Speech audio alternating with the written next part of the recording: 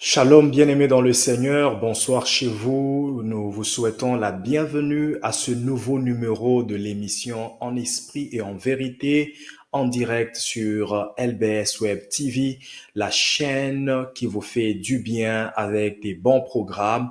Alors pour cette émission En esprit et en vérité, l'émission dans laquelle Dieu vous recadre, vous cadre et vous encadre dans la prière.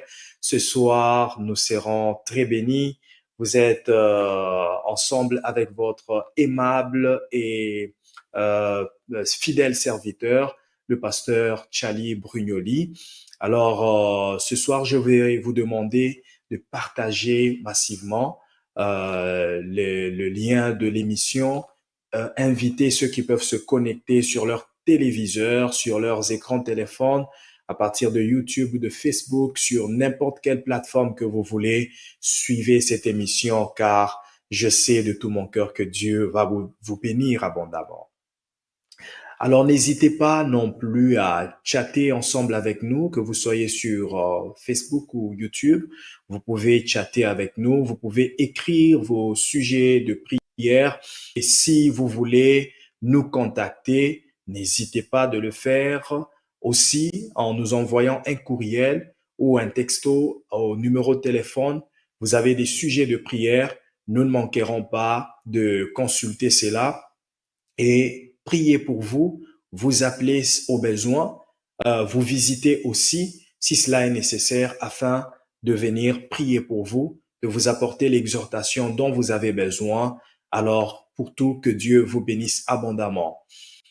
Alors, ce soir, nous sommes bénis parce que Dieu a mis dans mon cœur un sujet très important, un thème très pertinent autour duquel nous allons prier ce soir.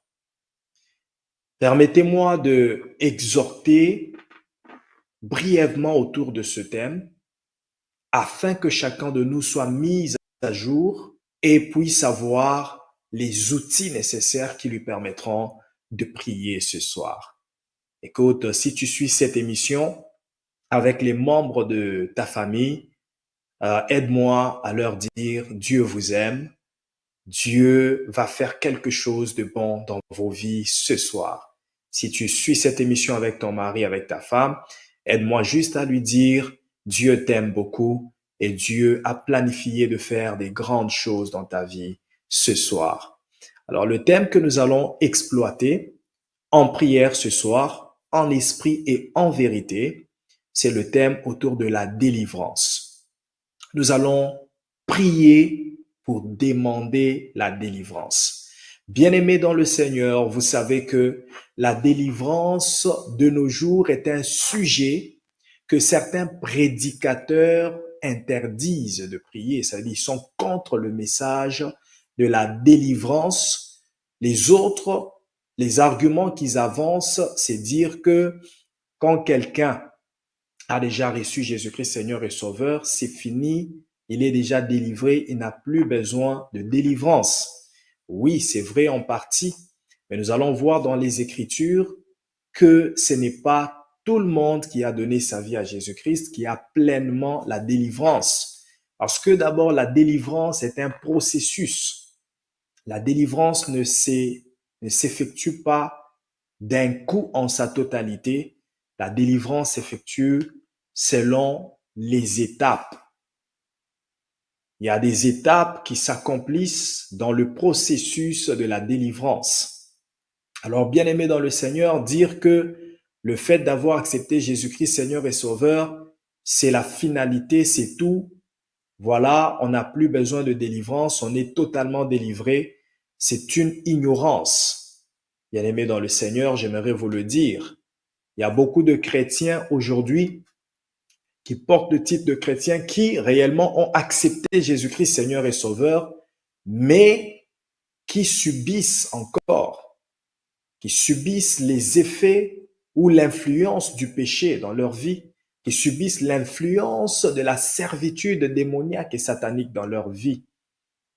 Juste le simple fait que ces personnes ne sont pas réellement passées par la croix ou ne bénéficient pas, ils ne jouissent pas pleinement de l'œuvre qui a été accomplie sur la croix. Jésus a dit sur la croix, tout est accompli, et ça ne veut pas dire que tout est accompli dans la vie de tout le monde. Tout est accompli dans la vie de celui qui s'investit, qui accepte Jésus-Christ Seigneur et Sauveur et qui s'investit dans le processus de l'œuvre de la croix pour vivre l'accomplissement de tout. La délivrance est une nécessité pour les enfants de Dieu, mais surtout pour les païens. Je reprends, la délivrance est une nécessité pour les enfants de Dieu, mais surtout pour les inconvertis. Tous nous avons besoin de délivrance. Ce n'est pas parce que vous avez réussi dans la vie que vous prétendrez que la vie est facile. Non, elle peut être facile pour vous, mais elle n'est pas facile pour tout le monde. Je m'adresse aux prédicateurs qui disent que les gens n'ont plus besoin de délivrance. Bien-aimé prédicateur, tu peux être délivré, tu peux avoir réussi, tu peux avoir vaincu certaines choses dans ta vie, mais n'en fais pas comme si tout le monde devrait avoir cette même facilité que toi. C'est que toi, tu as vaincu. Ce n'est pas tout le monde qui l'a vaincu. Pendant que toi, tu as vaincu des gros péchés qui t'est dérangé, il y en a qui sont en train de se battre avec un petit mensonge. C'est ça juste qui l'inquiète, le mensonge. Il prend des décisions, mais il retombe dans le même péché. Alors, si toi, tu l'as vaincu, ne blâme pas les autres. Mais nous devrions plutôt avoir un cœur de compassion pour les autres qui n'ont pas encore vaincu les mêmes péchés. C'est ainsi qu'il y a beaucoup de gens qui tombent dans le piège de juger les autres parce que eux, ils ont déjà réussi, ils ont déjà remporté des victoires dans certains domaines de la vie. Le fait que tu as remporté la victoire ne te donne pas le droit de juger les autres parce que ce que tu as vaincu n'est pas aussi facile pour les autres. C'est ainsi que nous devons supporter et nous devons venir en aide à ceux qui sont faibles. Les mêmes choses que nous avons vaincues, eux aussi, ils peuvent vaincre. Eux aussi, ils ont besoin de la délivrance. Toi, tu dis que tu as de la délivrance, tu es complètement délivré. Oui, c'est bien beau, mais aide les autres qui ne sont pas encore délivrés. Aide-leur d'une manière la plus simple et la plus accessible possible. Et fais attention quand tu dis que tu es totalement délivré, parce que la Bible dit que c'est lui qui est debout, fasse attention, de peur d'avoir déjà été tombé, mais il croit qu'il est encore debout. La Bible dit, telle voie paraît droite à un homme, mais son issue, c'est la mort. Il y a des gens qui se croient déjà être délivrés, mais qui se trompent. C'est là que l'introspection régulière est très importante. De se checker, de vérifier si je suis toujours dans la voie du Seigneur. Si ce que je fais plaît toujours au Seigneur. La délivrance est un processus. La délivrance se fait étape par étape. Nous allons lire un texte dans la Bible qui va nous amener en prière. Je suis dans le livre de Jean, chapitre 8, à partir du verset 31. Lisons à partir du verset 30. Jean chapitre 8, verset 30 à 32. C'est un texte que beaucoup de gens récitent régulièrement. Et surtout le verset 32, les gens le connaissent par cœur. Mais je vais peut-être te surprendre ce soir en te disant que ce verset ne concerne pas tout le monde. Ce n'est pas tout le monde qui peut s'approprier ce verset. Il y a une catégorie des gens qui sont concernés par ce verset. Vous connaîtrez la vérité et la vérité vous affranchira. Ce n'est pas tout le monde. Bien-aimés, lisons. La Bible dit, comme Jésus parlait ainsi, plusieurs crurent en lui. Plusieurs crurent en lui. Et il dit aux Juifs qui avaient cru en lui, si vous demeurez dans ma parole, vous êtes vraiment mes disciples. Vous connaîtrez la vérité et la vérité vous affranchira. Avant de vous expliquer ce verset et de vous amener en prière autour de ce verset, j'aimerais d'abord éclaircir qu'il y a deux sortes de délivrance. Dans le processus de la délivrance se fait en deux phases. Il y a la délivrance profonde et la délivrance superficielle. Si je peux représenter l'homme comme un arbre, la délivrance profonde concernerait les racines de l'arbre. C'est la partie invisible, la partie souterraine. La délivrance profonde s'attaque aux racines. La délivrance profonde, c'est ce travail qui se fait dans l'intérieur de l'homme que personne ne peut voir. C'est ce travail qui s'attaque aux racines, à la source du problème, à l'origine de la malédiction, à l'origine du problème du péché. La délivrance profonde s'attaque à la racine et la délivrance profonde, c'est l'enseignement de la parole de Dieu. Car c'est la parole de Dieu qui s'attaque aux racines de nos origines, aux racines de nos philosophies, aux racines de notre rationalisme, aux racines de ce que nous avons cru dans le monde, qui a eu des racines en nous.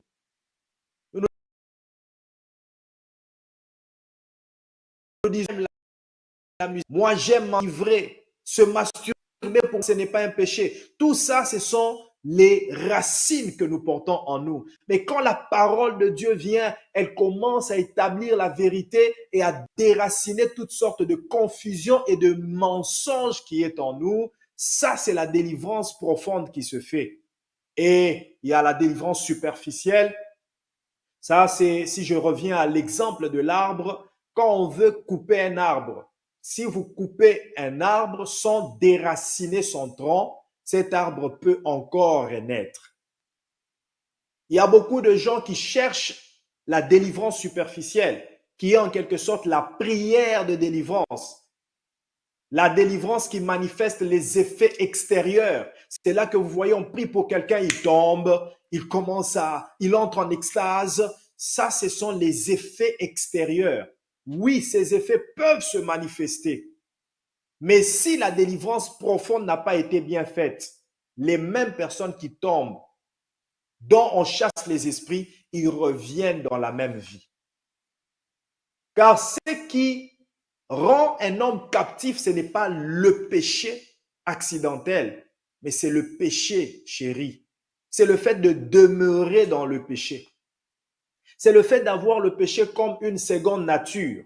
C'est ce qui fait que nous ouvrons des portes et c'est ainsi qu'il y a des chrétiens qui marchent dans le péché, qui s'affectionnent au péché et qui ainsi ouvrent les portes et se rendent captifs dans la servitude démoniaque et satanique. Et c'est ça que Jésus nous explique dans ce texte. Il dit, si vous demeurez dans ma parole, d'abord ils crurent, verset 30, ils ont cru. Ça veut dire ils deviennent chrétiens. Mais ça ne se limite pas là. Devenir chrétien n'est pas tout. Au-delà de devenir chrétien, ils doivent demeurer dans la parole. Ceux qui ne demeurent pas dans la parole, donc ils demeurent dans leur péché. Ils demeurent dans la fornication. Ils sont un pied dans la parole, un pied dans le péché. Alors, le verset de vous connaîtrez la vérité vous affranchira n'est pas pour eux. Ce verset-là est pour ceux qui demeurent dans la parole. Ceux qui méditent, lisent, pratiquent, obéissent à la parole.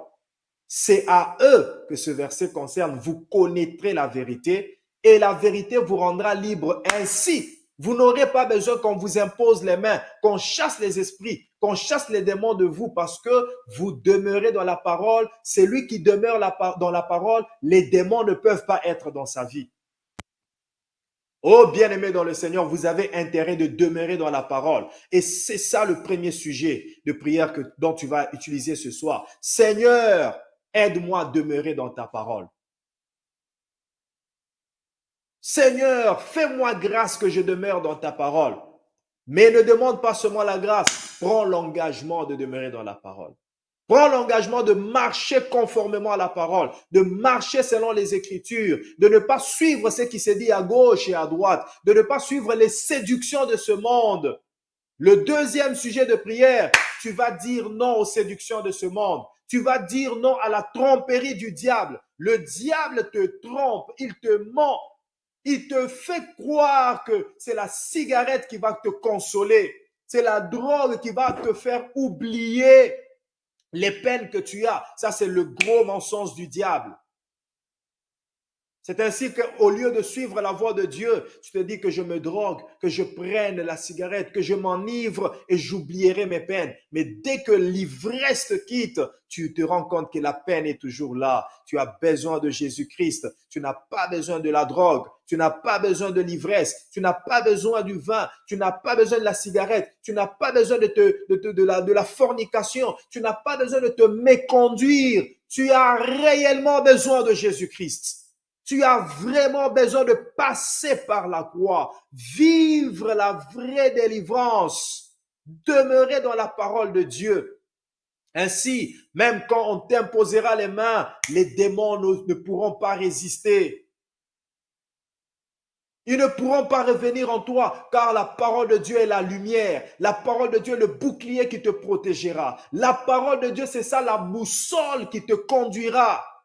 La boussole qui nous conduit, la lumière qui éclaire nos chemins. Si vous demeurez dans ma parole, vous serez ainsi, vous êtes vraiment mes disciples. Alors la conséquence c'est quoi? Ils ont cru. S'ils demeurent dans la parole, la conséquence c'est quoi? Ils connaîtront la vérité et c'est cette vérité qu'ils connaîtront qui les affranchira. Écoutez, il y a cette délivrance qu'on reçoit en écoutant la parole. C'est quand on a déjà cru et qu'on demeure dans la parole. Là, on n'aura même pas besoin qu'on prie pour nous pour chasser les démons. On demeure dans la parole, le processus de la délivrance se fait.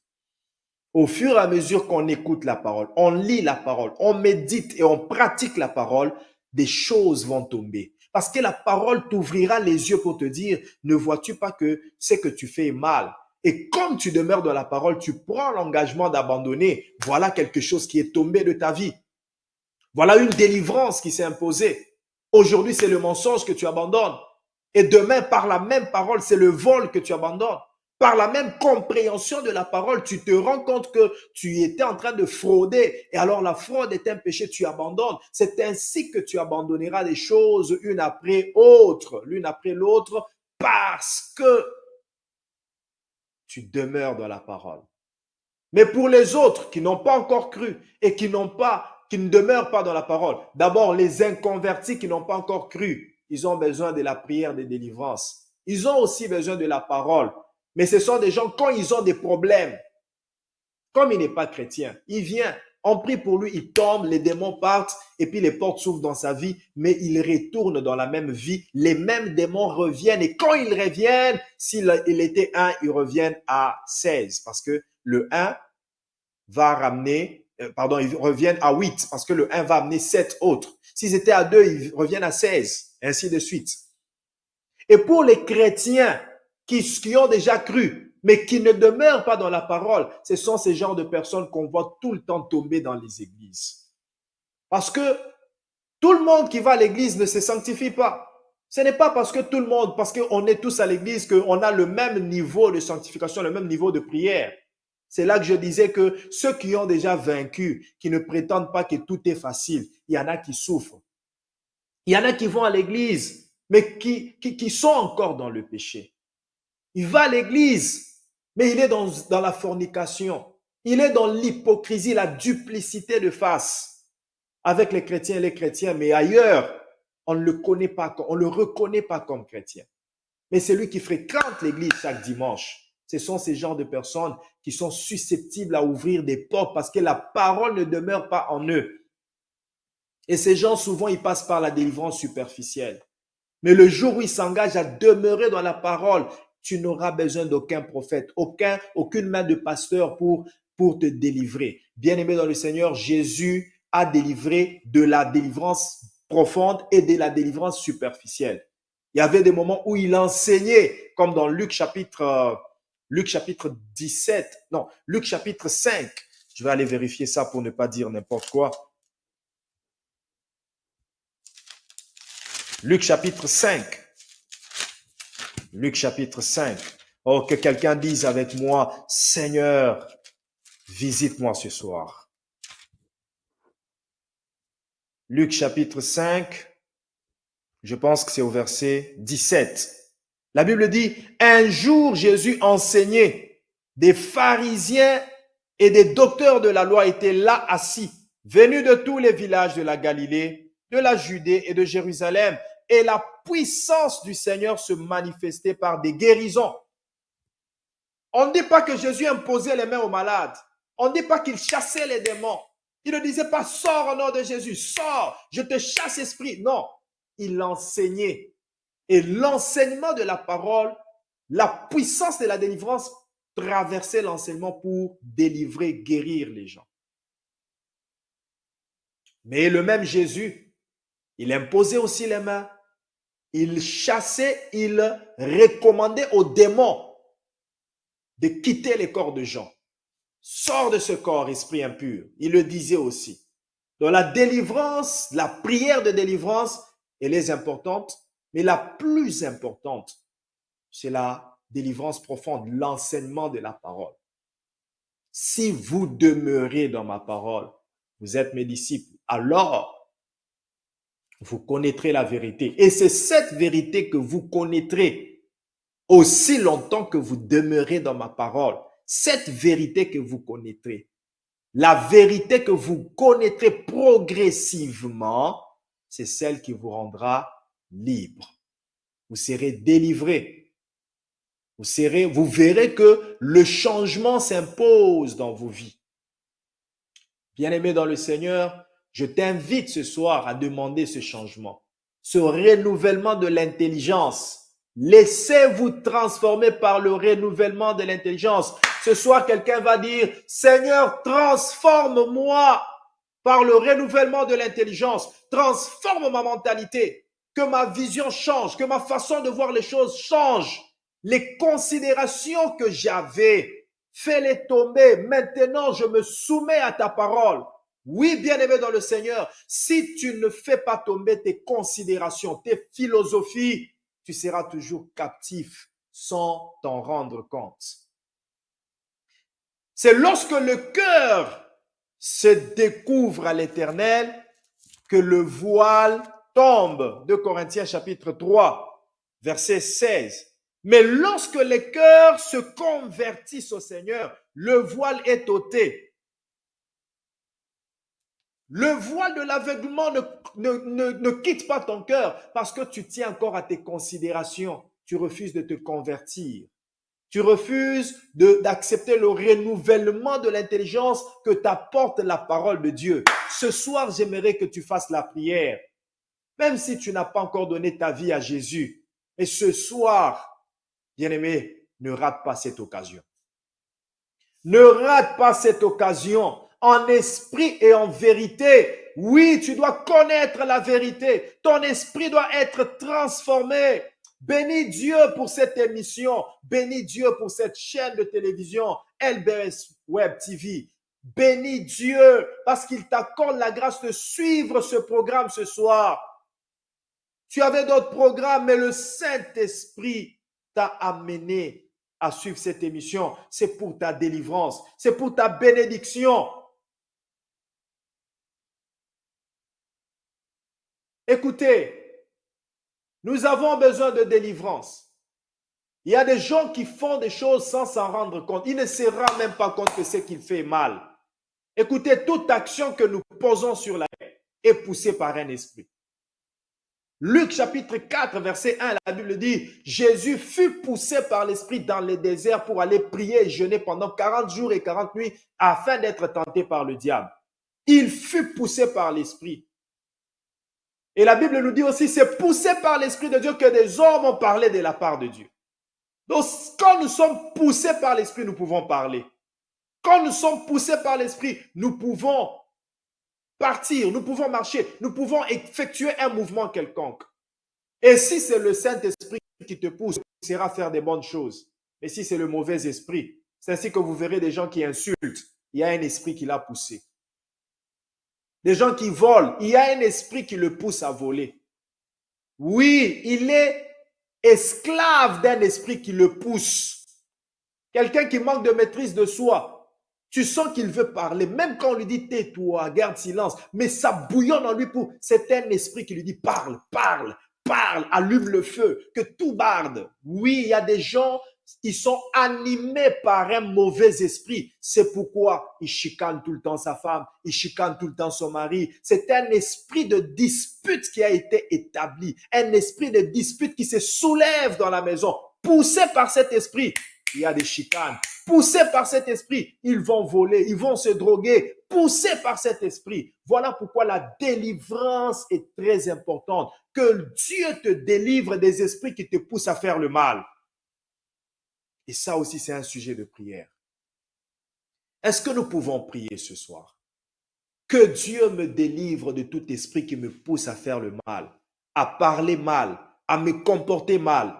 Que Dieu me délivre. Voilà le sujet de prière socle. Au-delà de tous les sujets que j'ai donnés, ça c'est le socle. Seigneur, délivre-moi de tout esprit qui me pousse à mal me comporter.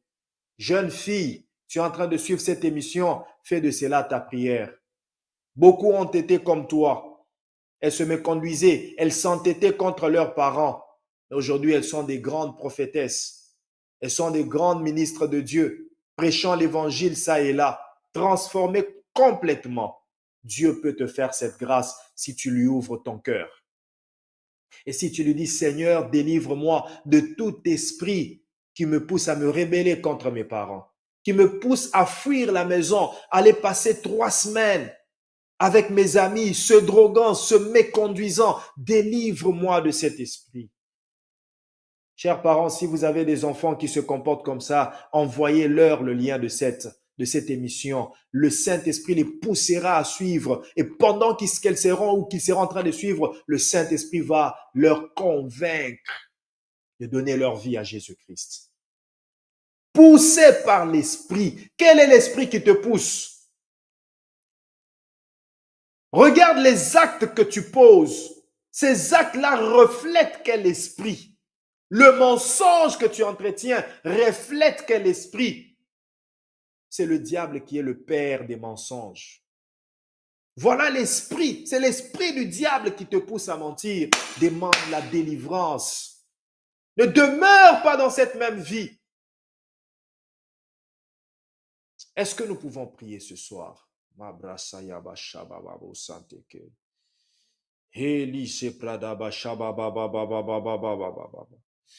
Inda raba shabrada bayanda la baba baba baba baba baba baba Enderebo soprada ba shabara baba baba. Est-ce que nous pouvons prier ce soir?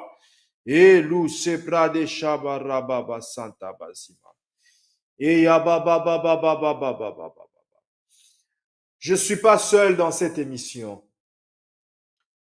Nous allons maintenant nous enflammer en prière. Et je suis accompagné du pasteur Christian Chinkulu et de notre sœur, la servante Cathy. Est-ce que vous pouvez vous manifester? Saluer le peuple de Dieu.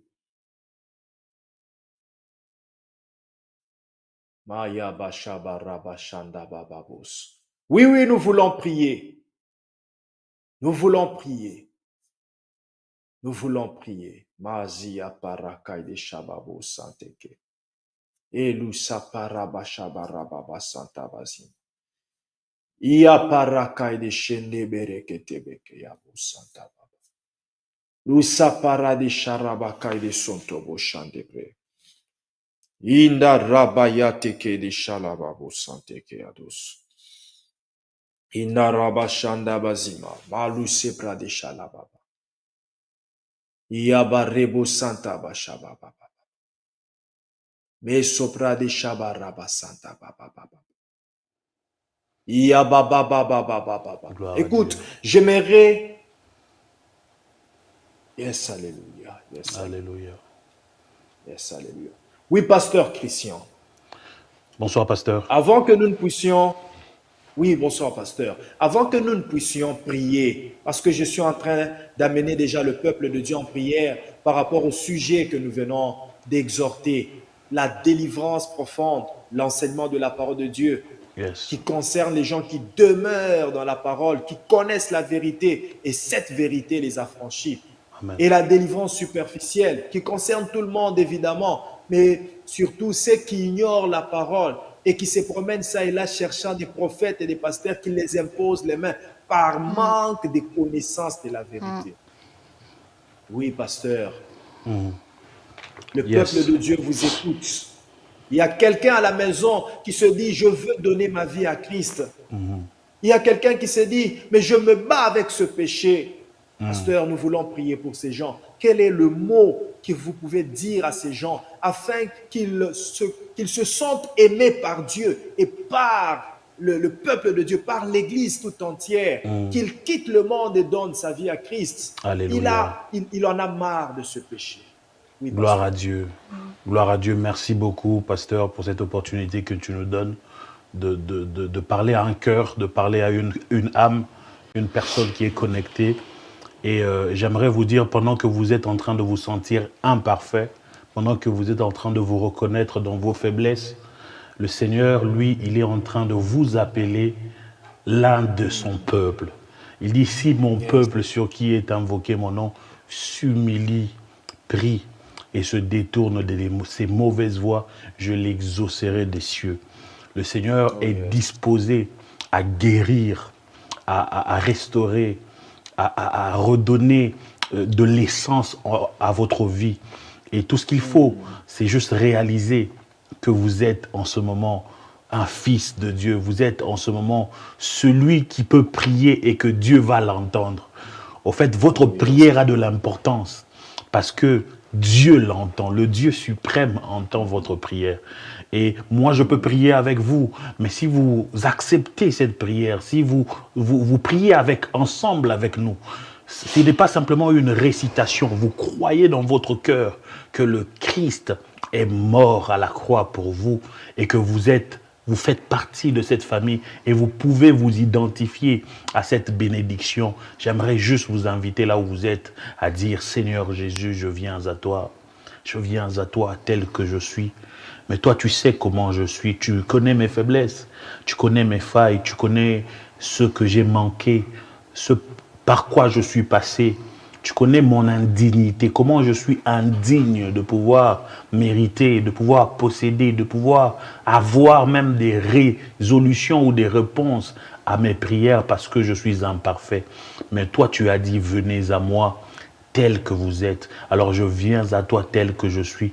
Car toi, tu as la capacité de faire de moi tel que tu veux que je sois. Alors Seigneur, je m'unis avec le pasteur Siali, avec tous ces serviteurs et servantes de Dieu, avec tous ces fidèles qui sont en train de suivre à travers les plateformes médiatiques pour te dire, viens et prends ta place. Fais ton travail dans les cœurs, fais ton travail dans les vies et que Seigneur Dieu de gloire l'on croisse dans la connaissance de ta personne, dans le nom de Jésus. Alléluia. Amen. Oui, bien-aimés, ne vous sentez pas aussi rejeté par Dieu. Non, Dieu ne vous a pas rejeté. Comme le pasteur Christian l'a dit, Dieu vous attend. Bras ouverts, revenez à lui. Yes. Comme je le disais tantôt, ce n'est pas la drogue qui va te donner la solution à tes problèmes. Ce n'est pas cette méconduite, mais tu as besoin de Jésus. Sœur Cathy, écoute, Sœur Cathy, il y a quelque chose de très important que Jésus dit dans Matthieu chapitre 9, verset 37. Il dit, la moisson est grande, mais il y a peu d'ouvriers. Priez le maître de la moisson. Vous savez, Sœur Cathy, moi quand je vois deux catégories de serviteurs qui sont concernés par ce verset. La première catégorie, c'est d'abord les intercesseurs. Parce que Jésus ne dit pas, la moisson est grande, il y a peu d'ouvriers, alors vous les peu d'ouvriers, allez dans la moisson. Oui, ils doivent aller dans la moisson, mais il adresse d'abord l'ordre de prier, ça veut dire d'intercéder en même temps pour les âmes perdues, mais aussi pour que Dieu envoie les ouvriers qui iront gagner ces âmes. Donc ce verset à la fois, c'est celui des intercesseurs et des gagneurs d'âmes ou des évangélistes. Sœur Cathy, toi en tant qu'une femme de prière, une intercesseuse, toi en qui Dieu a mis ce fardeau de prier pour les âmes. Voilà que nous sommes maintenant dans une émission où nous prions pour le corps du Christ, mais aussi pour les âmes perdues. Quel est le message? Quelle est la prière? Quelle est l'exhortation que tu peux adresser à une personne qui te suit maintenant à travers cette émission? Merci, Pasteur Siani. Pendant que tu parlais, ce qui me vient à cœur, c'est de dire à quelqu'un, la main de Dieu n'est pas très courte pour sauver. Les oreilles de l'Éternel ne sont pas sourdes pour entendre. Il dit dans sa parole également, rapprochez-vous de moi et je me rapprocherai de vous. Les bras de l'Éternel, ils sont tendus, mais ils n'attendent que toi. Il dit également, il est le secours qui ne manque pas en temps de besoin. Peu importe ton besoin actuellement. Et j'ai aimé également quand le pasteur Siali a dit, lorsqu'un démon part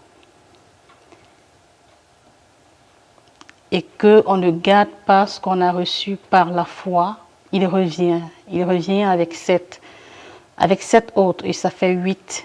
Donc je veux encourager quelqu'un ce soir à garder ce qu'il a reçu par la prière, à garder ce qu'il a reçu par à se rapprocher de Dieu chaque jour. Ce n'est pas une histoire d'un jour, ce n'est pas une histoire d'une seconde, ce n'est pas une histoire d'une fois où on t'a imposé les mains et tu as été délivré. Ce n'est pas une histoire où tu as entendu un bon message et puis tu as rayonné de joie, mais c'est demeurer dans la présence de Dieu. Peu importe ton besoin, c'est dans la présence de Dieu que tu vas trouver la solution. Peu importe tes envies, peu importe tes problèmes, c'est dans la présence de Dieu. Sa main n'est pas très courte pour te sauver. Peu importe le trou dans lequel tu te trouves en ce soir. Ses oreilles ne sont pas sourdes. Il suffit que tu cries à lui. Donc je vais prier avec toi, toi qui passes par une situation difficile, toi qui as perdu espoir, toi qui penses que pour toi est fini, toi qui penses que Dieu t'a rejeté. J'ai entendu beaucoup de personnes le dire à cause des situations difficiles qu'ils traversent. Toi qui penses que tu n'as plus d'espoir, sache une chose, il y a un Dieu et son nom est l'Éternel. Ses oreilles ne sont pas sourdes. Crie à lui. Crie à lui pendant que tu écoutes ce message, pendant que tu es connecté à ce programme. Crie à l'Éternel des armées parce qu'il t'écoute. Il t'écoute. Seigneur, je veux prier, Seigneur éternel. Seigneur, pour toute personne qui est dans la détresse. Seigneur, pour toute personne, Seigneur, qui a perdu espoir. Seigneur, ta main n'est pas courte. Ta main n'est pas courte, Seigneur, pour sauver. Seigneur, tes oreilles ne sont pas sourdes pour entendre. Non, Seigneur. Seigneur, tu dis, rapprochez-vous de moi et je me rapprocherai de vous. Seigneur, je prie pour chaque personne, Seigneur, qui s'est éloignée de toi, Seigneur. Par le péché, Seigneur, il s'est éloigné. Seigneur, par, Seigneur, l'impudicité, Seigneur, par le mensonge, Seigneur, par l'adultère, par, Seigneur, la fornication, Seigneur, par tout autre péché, Seigneur, Papa, Seigneur, qui afflige l'Esprit de Dieu. Seigneur, qu'il se rapproche aujourd'hui, Seigneur, de toi. Seigneur, je déclare ta parole. Seigneur, qu'il soit confiant, qu'il ait de l'assurance, Seigneur, que tu écoutes. Seigneur, et que tu écoutes et que tu sauves encore. Tu n'as pas changé. Tu ne changeras jamais. Seigneur, tu ne changeras jamais. Seigneur, tu ne changeras jamais. Seigneur, nous croyons que tu ne changes pas. Tu es l'Éternel. Tu es le Dieu d'amour. Tu es le Père bon. Et en ce soir encore, tu sauves, Seigneur. En ce soir encore, tu appelles, Seigneur. En ce soir encore, tu reconfortes, Seigneur. Merci, Père, parce que tu es fidèle. C'est au nom de Jésus que j'ai prié. Amen. Alléluia. Alléluia.